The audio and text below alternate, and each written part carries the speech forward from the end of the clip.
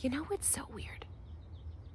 It is so weird to talk about something for so long, to understand it intellectually, and have it bridge the gap to actually being experiential and actually showing up around you. I'm beginning to get that this is the fun of the game, and how once you start to prove the law of attraction and you create your own reality, if you actually start to follow what Abraham says, and I realize most people don't. So if you're new here, it's random, but and I'm sorry if I'm repeating myself if you've been here, but basically a year ago, like right now, actually I think today's July 1st. I think it's actually today. Oh my gosh, I didn't realize. Okay, so a year ago, like today, I started this like 30 days to happiness journey, and I was going to try to, share my message, share what it takes to get happy or whatever. And I kind of knew you can get happy in 30 days, but I thought I could push the needle a little bit by focus. Anyway, it's been a year, and what a year it's been. And I assumed it would go on longer, but I have been studying a lot of spiritual material, law of attraction for a while, and I've realized by observing my keen powers of observation, that especially through a lot of beings passing that I care about over the last couple of years, and just whatever, it doesn't matter why, I've realized that I'm going to fall into the same trap that everybody else does. The human challenge, the greatest sort of human condition thing we have going on, that's we talk something and we cannot apply it. We can spend our whole lives studying something. And I went on the Abraham cruise. I'm around people that have been doing this for, sorry, it's bedhead, 10 years, 20 years, 30 years, 40 years following Abraham. And yes, they have some good life circumstances. But probably they were fluffing a lot of that up for the cruise, let's be honest. And then if you really started to dig in, it was like things were missing. And I'm not saying you should have a perfect life. That's part of the problem with this journey, is it's really easy to judge yourself for not having the perfect life. But the reality is, if you really listen to what Abraham says, and you really don't take Yoda's words, don't try, no, do or do not, there is no try, and get to applying it, and realizing when you're not, and embarrassing, and like, you've got to bridge the gap. Like that, I came to this place where I'm realizing happiness is the most important thing, and I don't know why, and I've learned a lot over the last year about why. But I don't want to go through this experience of life and not have the experience that all this knowledge and study and talking of this talk is attempting to get to. I want the experience. I don't want the knowledge. Knowledge is fine, and in many other areas of your life, but that's why I love it. This particular knowledge base, the nature of reality, how we impact it, that we can impact it. That is insanely exciting. And everyone should just be off the hook about that, because once you start to see it, I'm starting to see it. It's so friggin' exciting. If you can actually get the reins for your own life, like if we're actually in a world, which completely makes logical sense, as I've said here, that is vibrational. I'm vibration. I'm impacting it with energy. So if I'm choosing the right thoughts, I can actually completely impact. The reality is that if I'm really applying this the way it's being taught to me, my life is going to be amazing. So while I can't judge my life for not being amazing because it'll keep it from me, there is a result that will present itself. And we know when we're running the same hamster wheel. You know when you're getting the same results. And I've gotten so sick of it. And that's what finally pushed me to be like, Emily, figure out what. You talk about the importance of happiness, you talk about growth, and certain areas of your life, growth circumstances, but you are not feeling fully alive. I'm not jumping out of bed. I'm not all I could or want to be. So either shit or get off the pot, right? Either. What I'm studying isn't true. Like, if you believe, or you're studying the idea that you create your own reality and that the law of attraction is true, like Neville Goddard, like, and this is everywhere. There's like, humans continue to rediscover this truth, right? But we have enough information where we could be teaching a few key things to kids where like the whole world could change, and because it's our thoughts that are keeping it this way. And thoughts, it's just, anyway, that's, but I was like, if I really believe in law of attraction, I create my own reality, and I'm not feeling different over time and showing not quantum leap in circumstances, but like, you just know changes, then either what I think I'm sensing is true isn't, and I need to just move on and let it go. Just forget about it. I'm not applying it right, or something is in my way of applying it, and I don't know what it is. This is the coolest thing about coaching, because you begin to realize, and I'm learning, I'm developing a very keen understanding, I think because I've had so many different life experiences and sort of healed them and integrated them and developed an understanding of this, what I'm going to begin to point at, that Alan Watts talks about a lot. It's kind of like this, like become who you are, this journey for self, but like, who am I? But he was missing a certain piece of it. So if I'm not getting, like you can see now, like a lightning experience, like a change is happening, then something's off. And that's really why I started this journey, because I knew based on what I was studying that happiness was important, because happy people vibrate differently. I've seen happy people. Nobody talks about Jesus being happy. But the simple truth is, if he was doing what he was doing, dude was happy. A lot of joy was happening. And then I realized, well, that's weird, because you talk about that all the time in Christianity and when you're studying the Bible in church, but that's not the experience.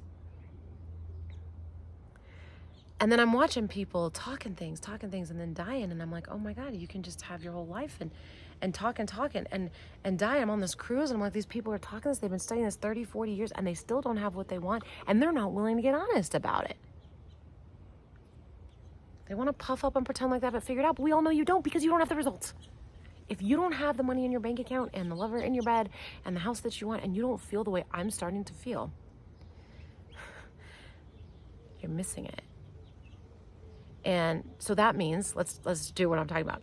I am missing it, or I was missing it. And I knew that.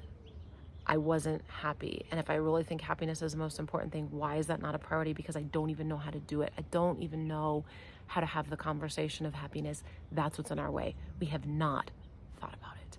And yet, this is what's fascinating. We've thought a lot about our sadness and depression and medicated that.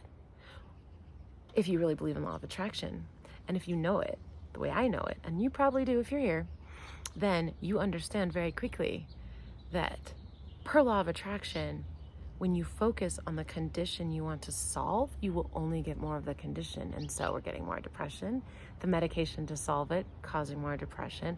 One time I was put on a different antidepressant. I'm not on any medication now. I used to be on a lot because that was my solution. So again, I have that experience too. One of them, I went suicidal, almost cost me my life. I had a suicide attempt from taking it. No one prepared me that could happen. I was already struggling. So, it's interesting when we're focusing, but I was also very much focusing on my problem at that time. Let me own it, not out here. This is so exciting because this is the challenge for humanity. This is the major point of the human condition. We're always trying to solve every problem out here. And nothing changes, guys, for 20,000 years. Nothing has changed. I went to Rome, Italy, and at 11, and I went back a lot, so it probably continued to happen, so it just felt impactful at 11. But my dad worked there for NATO for a long time. That's why we went back there a lot. But I saw America's future, I guess I didn't see America's future change. I saw humanity's repetitious cycle and the key up for it again, because it's just a cycle. It's just going to happen again. I'm in this part. I could see where we're at in the cycle. And yet, we have knowledge that could change that. And I'm not in the conversation that the world's going to end. I'm in the conversation of evolution. So, okay, so let's talk about it. So if I focus on depression and I'm treating depression and we're going to therapy for my depression and I have things for my depression, I have more depression. You know this. We know this. How cool is it? We know this. So I'm like, oh, well, I guess I should focus on happy, but I'm avoiding that because I don't even know how. I haven't even started. And even for me, even though haven't been on medication in a long time, I could still tell you all about my depression or, diagnosis or any of that stuff, where it came from, my childhood, because I spent so much time trying to address my issue from that standpoint. But now that I know this tiny tweak, that what I focus on grows, and I could never get beyond my depression when that's all I was talking about. But if I'm feeling depressed, what is depression the opposite of? We'll say joy for this, joy, happiness. Sometimes happiness doesn't feel big enough for people for the same reason I'm talking about, or satisfaction, right? But if I'm on depression, what is the opposite of depression? It's joy. It's not, the opposite of depression isn't tall or hot, right?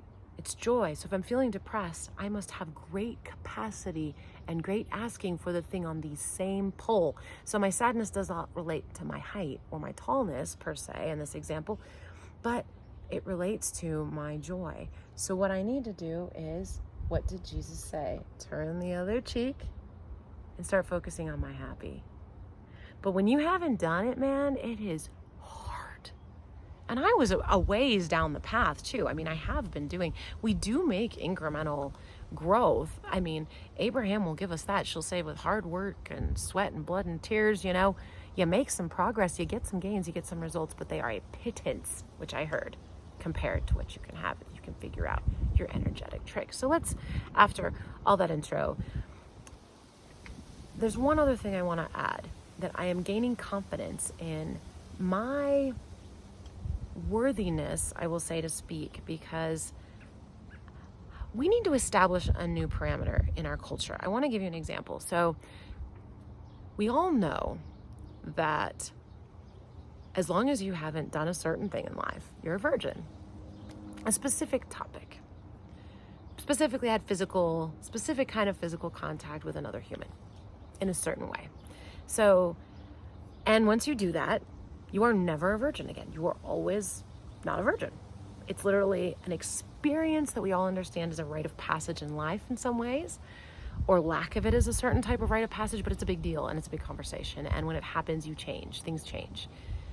We all know this, we all accept this, but yet we don't realize that every experience is important as that one. Why do we have that one that's so important? It's just some flesh intermingling. Yes, it's important too, but every experience we have for the first time, that's big. I'm not, but even pooping, I was going to give that as a joke example, but I'm sure, we don't remember, but I'm sure our first poop, much less the first one actually in a toilet, was quite an impactful experience. The first experience changes us.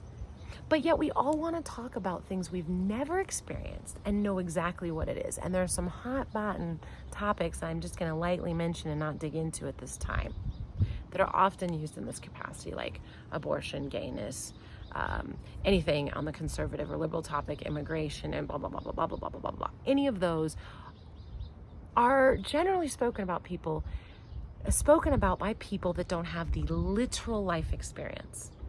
Think how easy the problem would be to solve with what we know about law of attraction if we got people who had been through these experiences from all different sides, not one, not just giving us one shade, but all different experiences, because they all have different perspectives or points of consciousness or perspective on the same experience. So the more we have, the more cohesive the view we have of the entire issue. And if we listen to people who actually had the experience, we'd be plugging into their energetic space, right? Their vibration as they talk. All those things happen without our knowledge. Feelers we're just so used to doing, we don't even realize we're doing it. And I'm getting more sensitive, and I'm realizing now what I'm doing, and it's really cool. It's really fun. And not woo-woo. It is scientific, but we'll get there in a second. It's vibration. You're just changing your vibration, and everything is vibration. When you start to get there, I'm going to side tangent too long, so I want to get back here. If we could hear from everyone that had quickly these experiences, and we plugged into their vibration where they're at, we don't have the experience, but we're able to create an asking based on their vibration, and then our points of perspective based on their points of perspective of the experience. It would create a big asking that would bring us a new solution. They may be in the problem and still stuck in the problem and not able to access solution, but those of us listening would be able to access solution in a different way. If I were talking about my depression long enough to someone who has law of attraction knowledge, they're going to know really quickly, you need to talk about happiness more if that's what you want. You need to go, just stop with that conversation. I don't mean get off your meds and stuff. Like, do what you need to do, but stop indulging it. Stop focusing on it. Start saying, what makes me happy? And I'm here to tell you, it's a really odd conversation to be in at first. And I'm still in it, like, what makes me happy? But here's what I will say. So I just want to establish that, though, that I think we should all have a new level of respect for those who haven't had the experience. It doesn't mean you can't have a perspective on it when you're listening to people who've had the experience, but there needs to be a greater respect for those who've had an experience and an understanding that if you haven't had the experience, you don't have a reference point. Knowledge is only so far. And I'm able to say this right now because I'm having an experience that I have not had before. And I'm literally bridging the gap from sort of walk, talk to things showing up in my life, to experiential. And with what we believe here about the law of attraction, that everything's vibrational, that as I think, as I feel, so I vibrate, so the world responds. That I'm asking all the time, asking it is given, it is always given, but what is being let in is based on my energetic allowance, what I believe to be true and possible for myself, cross-referenced with my, deserving conversation, what I'm worthy with, and then how happy I am. If I'm not happy, I'm not going to think that I deserve good, and good won't come. So this gets to be a very neutral, effective conversation if you can start to bridge this gap. But let's, again, be honest. If I'm beginning to do it in a new way, then my theory that, like, things will show up should be proven true. There should be some new experience that shows up. And I think there's been a big trek of this last year that's been a little bit of a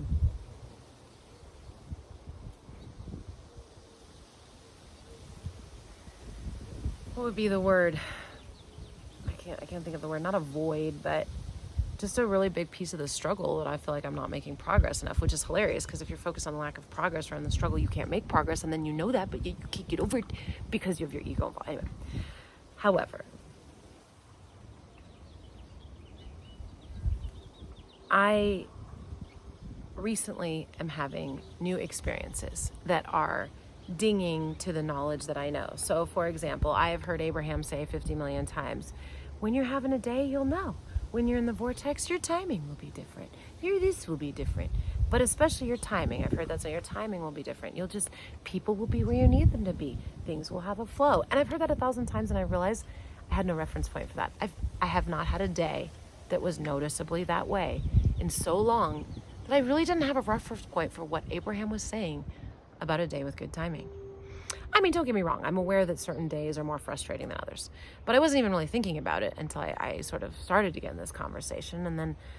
And this is law of attraction, right? Then I started to think about it. Then I listened to Abraham saying it many times, and I started to think, well, what does that mean, timing? What do you mean everything feels like there's timing? Then I start to realize I don't feel timing in my days, and I don't really have a reference point, and that doesn't seem to be happening even sometimes, but I don't really know what it is. But I'm realizing it's not there, so I guess that does create an asking to then have the experience. I mean, maybe I have to learn the experience is even possible in some ways, even create the asking to invite it in because I'm very energetically backed up. I mean, I'm the type of person who is very empathetic, was trained as an empath, understood how everyone around me felt, and took on responsibility for everyone else's feelings. So I always can have obligation or what I feel I need to do for someone else, and I can feel them asking me in a certain way because it's their vibration. They're not actually asking. Right now I'm understanding. I'm picking up on their asking to source. That's not my job. But I was picking up on it and thinking it was my job. But I can't give them what they need. Only source can. I'm going to give them what I think they need, which is going to be totally wrong. And then I'm going to be hurt that they don't want what I went out of my way to give them, right? You just start to get it. Things start to make sense. And I'm logical. I've always wanted logic I want my religion to stack up with my sense of reality. I want all my principles about my God to be congruent. I want it to make sense. I want my science to match my God. Otherwise, both of them are bullshit. And it's ridiculous to think this is all stupid and this is an accident. I'm sorry. I understand atheism is a phase to pass through. I was an atheist. I get to own that. I understand the atheistic mind in the sense of where you're. Not everyone's experience of atheism, please understand. But I understand the relationship with that thought process. I understand that it requires, if you're really honest with yourself, more faith than any other religion, because looking around and thinking this is all an accident and unintelligent, including yourself, with all the microbes in your body and your probiotics, and it's in the soil and it's in the air. It takes a lot of faith. That's all I'm saying. If you are an atheist, you are a creature of great faith. Give yourself a pat on the back. But he offers the least in return, because if you knew, which you don't because you don't think there's anything here, you think it's stupid, but if you knew that you got what you believed, or the results in your life, just from a logical, neutral perspective, were based on what you believe, and you believe that nothing you do has any impact here, you're not going to think you're very deserving, and you're not going to let very much in. Or you're going to have a very sort of totalitarian takeover type concept, because once you go, that's it. You got to leave your mark, man. So, but I understand it. I understand why I want it. I'm not wrong for having that perspective at that time. I think the thing is, don't get stuck is a theme here. So it was an important reference point for me. I needed to believe in the mechanistic model to get that it made no sense, if that can make any sense to you.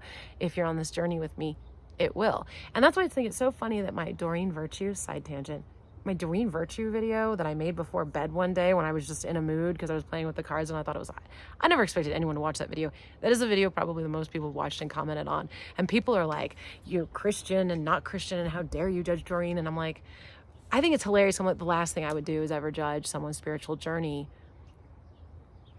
But I don't appreciate the marketing message and money and all this stuff getting all tied up in the conversation I'm having. They're separate. You want to play the money conversation, you want to be marketing, you want to be, on YouTube for being so amazing or whatever, great. But sell something else then. Sell your boobs, or, don't sell God. Don't sell people a false God. I don't respect that. And here's what I'm saying. I'm not saying Christianity is wrong. Doreen has sold a lot of, if you're a Christian, you see she sold false gods before. So you have to go, okay, now does that mean she can't evolve? Of course not. Maybe this one really is of her heart, but she's still selling God. And we should never be selling God. Not me either. We should be living it. Living it. That was why I was so annoyed. It's taking me 20 minutes. But that's why I was so annoyed with myself. I don't want to be the person who's talking it, who knows it, who can tell you all about it, and isn't living it, in the sense where people, if you're really living this stuff, people should be coming up to you and being like, holy shit, what's going on in your life? Because, right, let's get to where I'm going. So, my life right now, bridging this gap, and I want to capture this because the whole point of the channel is to try to capture this, and I can't give you the experience. You would have to attain it. But I can tell you it's achievable, even after a year of rather quite a bit of what felt like failure, but continuing to go, minor breakthroughs, not knowing what I'm going for. You have to realize I don't really have an experience of vortex. I struggled with depression and trauma and PTSD, all this junky, really sad vibrational stuff, cutting and addiction and rape and abortion, and like a really a lot, right? Had a ways to go to move to have I don't have in the vortex reference other than being a small child, and I don't really remember being a child. I know how I was, but I don't remember being in that mind, which is so wild. So, but I'm shooting for something, right? So I guess what I'm trying to capture is you can do it if I can do it, is all I can say. But here is it. So I'm walking around my house this morning like, is this my life? How did this happen? Okay, so it is not that big yet, but we think that if you're satisfied with your life, you're not going to get more. But if you're satisfied, you do get more. This is what Abraham's telling us. So you've got to listen and do what's counterintuitive. And that's what I'm beginning to do. So I'm walking around my life, and it's not the last thing I'm going to reach for, but it's where I'm at right now. It's the incremental reach that feels like the next logical step that could be feasible. That's still my dream coming true at that time, because it's the stretch. It's feasible stretch, right? So I'm going into my garage this morning. My dream car is in there. It's not a Lamborghini. Maybe my Lamborghini would be up there, but that would be a quantum leap. It's a RAV4, but it's new and gorgeous and stunning and white and upgraded and a hybrid. And I have no payments, okay? If I went out and bought that car, I would have a $500 payment every month, which I would still do and be grateful for. I'm not paying anything for it, which means my insurance is less. It's beautiful, and I feel so much safer going to work. And it's more fun to drive. Okay? Then I go back into my bedroom. And do you want to know what's in my bed? The sexiest, most loving, kind man you could ever ask for. Any woman can ask for. Now, he's not going to be your perfect man. But your perfect man would be different, but treat you the way he treats me. I mean, it might look different, but I just mean thinking about me. Telling me he loves me. Telling me I'm beautiful. always thinking about making me sandwiches and what do you need this morning and how can I love you, and yeah, he has his stuff too. Okay, none of us are perfect, but he is powerful and he is good and he is committed to me and married to me and loves me, and I can wake him up and make love to him, and I did. It was great. And then I had so much sadness and loss around my bunnies, and now I can see now in that grief around my birthday where my bunny passed, that opened a wound of it's sort of my maternal outlet, like I've shared, from old grief of being a stepmom and an abortion. I probably won't have kids. There's not a great chance, whatever. I'm not going to focus on anymore. Great if I do. I'm going to but bunnies might be mine, and bunnies for kids might really be my outlet. I'm babysitting one in that house right over there, but I'm beginning to realize, right? So we call more in. So anyway, I'm seeing what I called in. I was so sad about losing my bunny. Did breeding them matter? Did I do it okay? Should I still have them? And the desire for new life and new love and new possibility and a house bunny. I really wanted a house bunny. I didn't like having my bunny downstairs and in this room and all these things. And Mother's Day hit and that calling. And what do I walk around my house to now? Where's my house bunny? Is it in my chair, bunny? It's gone inside. I have a house bunny, Poe. My mom brought me her bunny. It was the perfect time for her to let him go so they could travel more. And I love him. He loves me. We're perfect. I knew him as a little baby because he was one of my litters. And then all of a sudden, one of my grand bunnies' family calls me up, and they couldn't take him to Mexico for a month. My bunnies do well for themselves. He's a little girl's pet, and it's his precious pet. And they asked if I could keep him for a month. And so I am.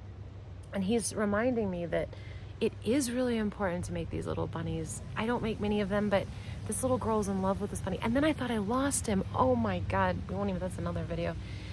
But in that moment, for the first time, I'm like totally panicking that I've lost this little girl's bunny. Because I put him out here and he was, we knew he had to be here, but I was so scared he got out. Anyway, run around the neighborhood, and rather than dropping into this sort of dark pit like I always would do, this always happens to me. I shouldn't be a mom. I shouldn't even, have little girls give them bunnies because I'll kill them. And, all this, old marble coming out. I like that phrasing. It's a marble. And I'm realizing what my marbles are when they bounce out like this. I was like, afterwards, I was able to process this marble then. So I'm panicking about all this, but then I was able to say, Emily, you know enough now that panicking and dropping into that hole, if anything, will reduce or eliminate your risk of finding this rabbit in a neighborhood. That's what I thought I was up against. But you also know that if you believe 100%, if your desire is strong, which we know my desire to find the rabbit's there, but if you can ease the fear of not and focus on success, and you're going to find him and get as close as you can, legitimately, or just further away from like the despair and fear, because it's the bottom, you're going to find him. You can find him.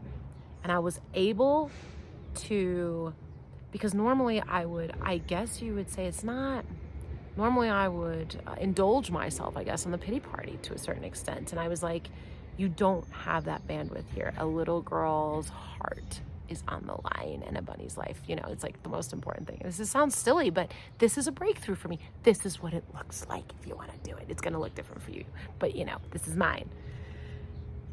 It's got to be incremental at first, right? You can't quantum leap. I've got to have some little breakthroughs of seeing this stuff happen. And I was watching myself apply this in a new way, not perfectly, but in a new way, and actually be like, Emily, are you going to apply the law, or are you just going to do what you want to do with how you feel? And I'm like, well, this is too big of stakes. I've got to apply the law as best as I can.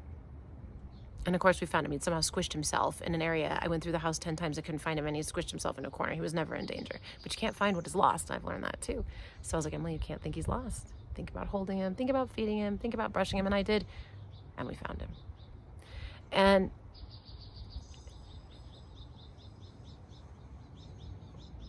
but the biggest change, okay, so these are incremental changes, right? These are things where I'm like, wow, that's different. I've never done that before. Wow, I got the result, right? Even the diamonds that fell off my watch. My diamond bracket fell off my watch. I don't even know if I think I told that story earlier on here. You don't find that stuff. And I found that. We managed to like hold our vibration and I got it back. And so, but what really has happened, that's been the most noticeable thing for me, is this timing thing, right? Abraham's always talking timing. And I'm like, I want a date with timing. And I haven't had that experience. Well, out of nowhere, not thinking about it, not on my mind, the last weeks, and I haven't been in like the best space. It's not like I've been some kind of pillar of vibrational acuity. I'm pretty tired. I'm working a lot, but I'm letting go of some things. I am. The shifting is happening, right? And it must be gaining momentum. So maybe I'm just seeing it more. But I've been going through my workday, and suddenly it's like I will literally have a thought. I really need to talk to Troy. It's my boss. I need to talk to him. And it's really hard. Okay, so to just baseline here, to find anyone in the building I work in effectively and ask them a question can take anywhere from 10 to 20 minutes. And if you wait too long, you'll forget what your question was, and then you'll never get it answered. So there's sort of always this game going on of like, I need to help this customer, but I need to find this person and get this question. And can I remember the question? And it's a lot is happening. It's a very dynamic environment. And for the first time ever, I've had 2 days now. There was one earlier this week and happened yesterday where every time I had a thought about person, they just walked right into my path because we're all moving. I mean, it's a lot to coordinate. And I'd be like, I need to talk to Troy. And suddenly I'd be like, and I would actually throw my hands up. I'd be like, you're exactly where I need you. I had a question for you. And it's happened so many times in a day where I'm like, oh my God, this is what Abraham is talking about. Timing. And let me tell you, it does feel great. It saved me several hours of my day. And frustration, and it sounds so silly, but it is a dot to connect that when I'm connecting a dot, like I'm listening about timing, I don't know what it is. All of a sudden I have a reference point. All of a sudden it's showing up. It's bringing me a sense of satisfaction. Guess what? I suddenly have a point on the other pole to pull myself to focus on. It is difficult to turn the cheek and look at the other side of the pole when this is all the evidence you have. So when you're trying and suddenly you get evidence, and it's also evidence of what? It's evidence of what I've been talking about, that as you shift your vibration, as it grows, as you ask and you allow, things come in. And so for me to walk around my house, okay, my gorgeous husband in the bed, my dream car in the garage. And again, these might not be the dreams for everyone, but for where I'm at, they're huge, and they're that next incremental but leading edge step. You know, I'm not at the Lamborghini step, but I got a really nice car. And it's a dream for me. And then look, I come out on my porch and there's flowers everywhere. Not only bunnies, not only a house bunny here and an adorable little baby house bunny over there, but flowers everywhere, and I can grow them. I thought I had a black thumb. I mean, I could walk you around my deck. They're just everywhere, and they're beautiful, and they're all around the yard, and we're building another porch. And my sexy ass husband is over there. I mean, I have plenty of food in the fridge. Like everywhere I'm going, I'm just like, the abundance here. My bunnies have all the herbs and food I want to give them, and I'm growing it for them. And my family came out, and it was lovely. And that is huge. To start walking around your house and going, whoa, oh my God, is this my life? Like with pleasant surprises, right? We all know, is this my life? Like with the unpleasant surprises. So when it's suddenly pleasant surprises, this is turning thoughts to things. This is, okay, so maybe I'm not feeling super happy and perfect all the time. I'm definitely not. But, you know, I'm meditating at least somewhat regularly. I am vibing in a different way. I'm getting new reference points, and I'm seeing new things. But here's the most important thing and the hardest part for us, that if we could hear Abraham, we need to hear. And I'm going to tell you that you also won't hear until you get there. But I really look forward to you having the experience, because you're here with me, you will. It's the feeling. Feeling different is such a relief. And we don't know we're striving for the feeling. I didn't know I was getting so mad and frustrated because I wasn't feeling different. So what is that? Do you want to know why we don't make spiritual progress, people? Not for all of our oh my God, our penance, our praying, the effort we put in. It's because we don't realize that emotion is spirituality. Vibration, emotion, the science, the vibration is the actual spiritual, non-physical reality. They're the same thing. We're just interpreting something slightly different. And so your emotion, which you can feel yourself vibrate, if you get happy enough or mad enough or sad enough, you can actually start to shake. You are vibration. It is your emotion that determines your vibrational acuity or level, which is your current spiritual condition. So we have had so much of what in our spiritual practice? Shame, guilt. Let me like beat myself because I have to prove myself. We've had these two strange concepts of God. Either the world's stupid and nothing, or he's like this sort of human God, if you will, which is very capricious and plays favorites, but he's supposed to be loving. It's sort of this mixed messaging that all of this has gotten a little bit jumbled. And so you end up with sort of all this judgment in there. Well, that's the wrong vibration to get any spiritual truth. If you are at that vibration and you plug into spirituality, what are you going to get? Not good things. So where do you think the conversation around demons and evil comes from? And that's so strange. And something so strange to have missed all this time. Joy is the key. Joy is the key. And that we think it's too fluffy. We think our happiness is too fluffy. It's just really... Anyway, so that got way longer than I intended, but I might keep that because I'm trying to capture here that thoughts are actually starting to come to things. And it might sound that bigger impactful to you, but you can see it is impactful to me. And as long as I'm getting the new insight and I'm realizing it's true, that means my faith is increased. My beliefs are going to change as a result, which means my entire vibration and expectation is going to change, which means what can come in and what I believe I deserve and am worthy of it and what is possible that can come in will completely change. And so the results do, right? It's going to continue to grow momentum. So the initial ones are really exciting though, because it's something different. I actually feel satisfied in my life. I feel like I belong here. I feel different. And it sounds so weird to say that I had no idea. And I've said many times on this channel that the feeling doesn't seem like a goal big enough. But now that I'm having the feeling, I can tell you it will be big enough when you get there. And you're not going to want to stop there. But it's easier to milk it when you know what it is. So anyway, I don't know if I'm in full on the vortex. I don't think so yet. But I am having some pretty strong shifts in my experience and results. So anyway, want to add anything? No? All right. Well, just know that I love you. If you're here, I love you. I'm so glad you're here. I hope you're on this journey with me. If you're not, come join me. I mean, the funny thing is all you'll be doing is pursuing your own happiness. But you'll actually be making the world a better place. Is that not strange? But with what I just said, sorry, no, I was going to end it, but let me land it one more time. But with what I said, doesn't that make so much more sense? A good, loving God would set up a world where happiness would make it better and flourish more, wouldn't it? Wouldn't it make it accessible to you? Wouldn't it make it all cohesive where the science matches what you are, matches what you do, where when you feel good, it means it is good. You can trust yourself. When it doesn't feel good, it isn't good. Those types of simple truths align with an actual fun, loving God that's in a fun, loving environment.